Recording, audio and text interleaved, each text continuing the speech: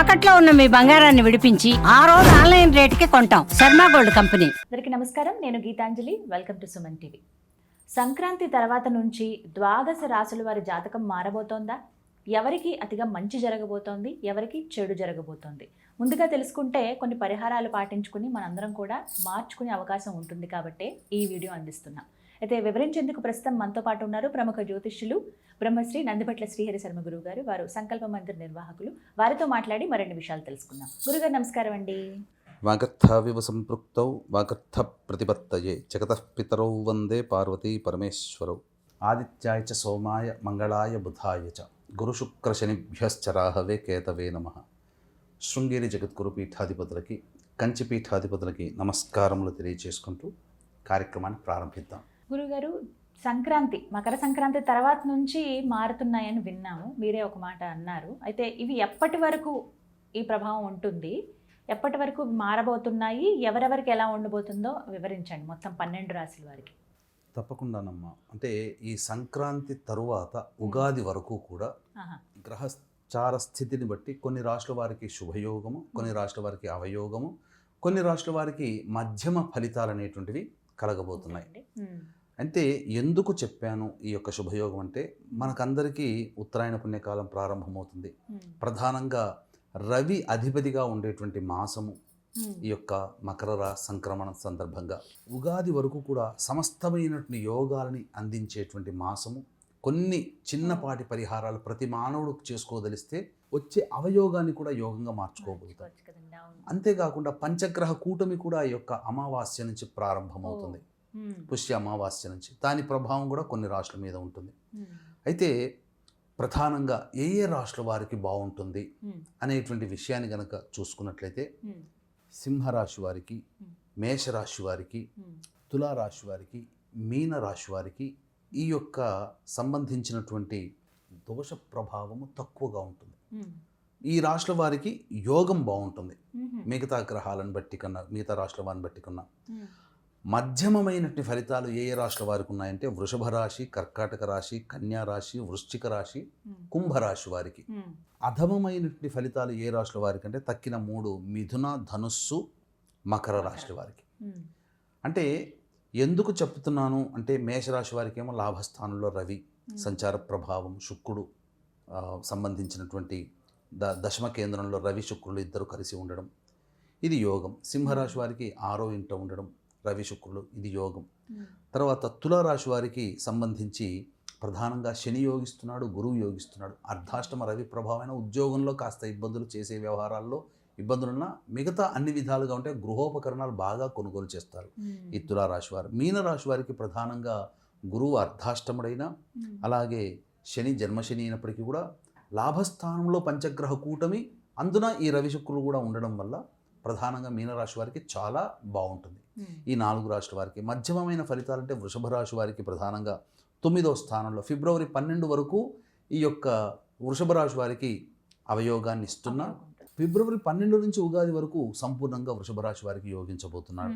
అలాగే కర్కాటక రాశి వారికి చూసుకున్నట్లయితే ప్రధానంగా ఈ సంబంధించినటువంటి శని యోగిస్తున్నాడు, అలాగే రవి శుక్రుడు కూడా ప్రభావాన్ని చూపుతున్నాడు. 12వ ఇంట గురువు అయినప్పటికీ కూడా మంచిగానే యోగిస్తున్నాడమ్మా ఈ కర్కాటక రాశి వారికి. మధ్యమమైనటువంటి ఫలితాలు. అలాగే కన్యా రాశి వారికి గురువు బలంగా ఉన్నాడు, అలాగే ఈ పంచగ్రహ కూటమి ప్రభావం కొంత ఉండడం, ఫిబ్రవరి 12 తర్వాత వారికి యోగకాలంగా మారడం, ఇది చెప్పవచ్చు మంచి యోగకాలం.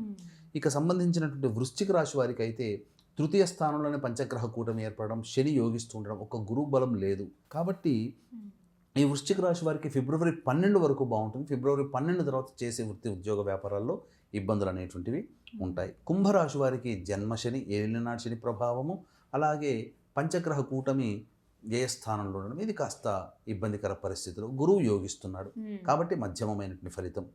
ఇక ప్రధానంగా అధమమైనటువంటి మిథున రాశి వారికి చూస్తే 9వ స్థానంలో ఈ పంచగ్రహ కూటమి ఏర్పడుతుండడం, అలాగే ఈ మిథున రాశి వారికి ఫిబ్రవరి 12 తర్వాత కొంత యోగిస్తున్న గురు ప్రభావము, శని ప్రభావము కొంత అనుకూలంగా ఉండడం, మంచిగానే యోగిస్తుంది. కానీ కొంత అధమమైన ఫలితం పంచగ్రహ కూటం వల్ల ఏర్పడతాయి. ధనుస్సు రాశి వారికి అర్ధాష్టమ శని, అలాగే పంచగ్రహ కూటమి 2వ స్థానంలో ఏర్పడుతున్నాం. ఇవి కాస్త చేసేటువంటి వృత్తి వ్యాపారాల్లో అడ్డంకులు అనేటువంటివి ఉంటాయి, గురువు బలంగా ఉన్నప్పటికీ కూడా. అయితే ఇక మకర రాశి వారికి ప్రధానంగా శని బలంగా ఉన్నాడు, కానీ గురువు బలహీనంగా ఉన్నాడు. పంచగ్రహ కూటమి రాశిలోనే ఏర్పడుతుంది. కాబట్టి ఇది అధమమైనటువంటి ఫలితం. ఏ తర్వాత మేష సింహతుల మీనరాశి వారికి శుభము, మిథునము ధనస్సు మకర రాశి వారికి అశుభము, వృషభ కర్కాటక కన్య వృశ్చిక కుంభరాశిలో జన్మించినటువంటి వారికి మధ్యమమైనటువంటి ఫలితాలు ఉంటాయి. కాబట్టి ఈ యొక్క రాశుల్లో జన్మించినటువంటి వారు అందరూ కూడాను, అంటే ఇక్కడ ఏం చెప్పబడుతుందంటేనమ్మా, ఫలితాన్ని ఒక 100% మార్కులు మనం చూస్తే ఆ 100% రావాలి అంటే ప్రయత్నం చేసినంత మాత్రమునే ఈ యొక్క మేషసింహతుల మీనరాశి వారికి 100కి 100 మార్కులు వస్తాయి. అలాగే అధమమైనటువంటి ఫలితాలు కలిగినటువంటి వాటికి 150% కష్టపడితే, 100 మార్కులు రావడానికి కష్టపడితే, ఈ యొక్క మిథున ధనుస్సు మకర రాశి వారికి 80-70 మార్కులు మాత్రమే వస్తాయి.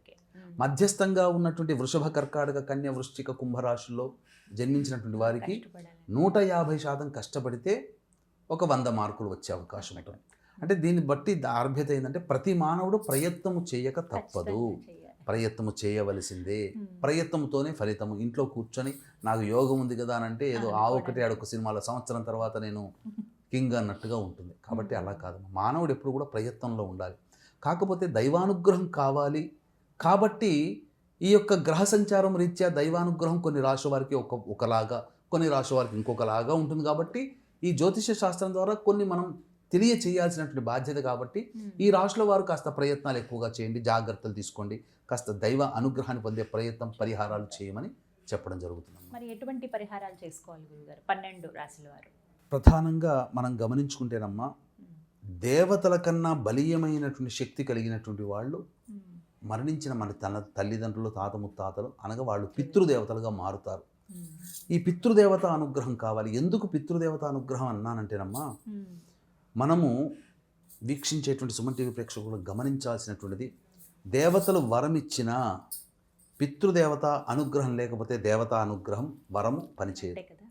దేవతలు వరం ఇవ్వకపోయినా మనం ధర్మబద్ధంగా పితృదేవతల్ని ఆరాధన కనుక నియమబద్ధంగా చేస్తూ ఉంటే ఆ పితృదేవతలు ఏం కావాలో కొట్లాడి మరీ మనకు దేవతల ద్వారా మనకిస్తారు.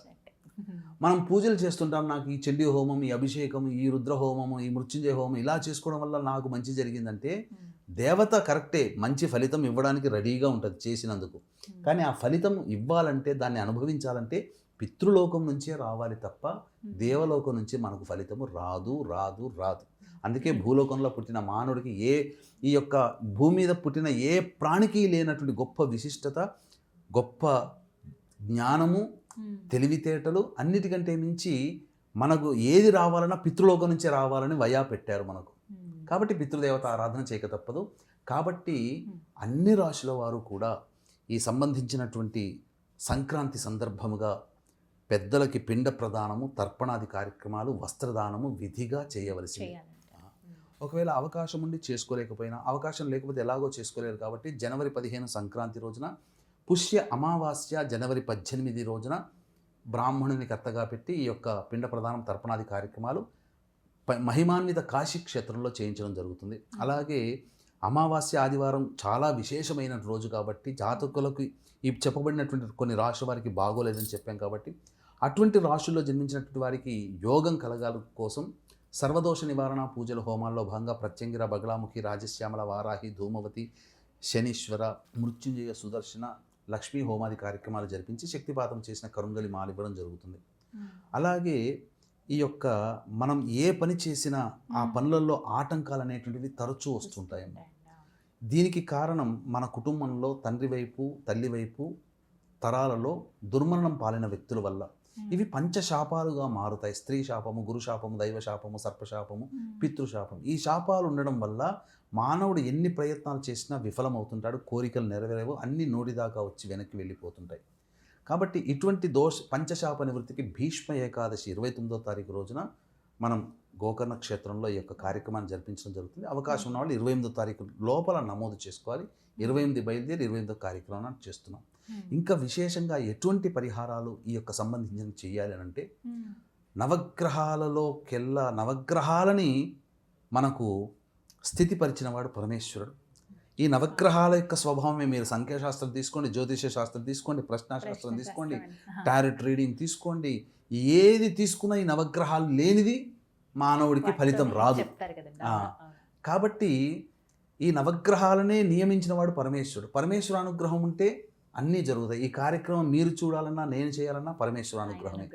కాబట్టి ఈ యొక్క సంక్రాంతి రోజున, పుష్య అమావాస్య రోజున ప్రధానంగా, లేదా మాస శివరాత్రి 16వ తారీఖు అయింది, ఆ రోజునైనా కానీ మీ యొక్క కోరిక నెరవేరాలి అని మనస్సులో సంకల్పం చేసుకొని ఎవ్వరికీ చెప్పకుండా కాలకృత్యాదులు తీర్చుకున్న తర్వాత శివాలయాన్ని చేరుకుని నవగ్రహాల చుట్టూ శివాయ నమః అంటూ 27 ప్రదక్షిణలు చేసి ఆవు నేతితో ఈశ్వరుడికి అభిషేకం జరిపించి ధావళి ఆసనం దొరుకుతుందమ్మా.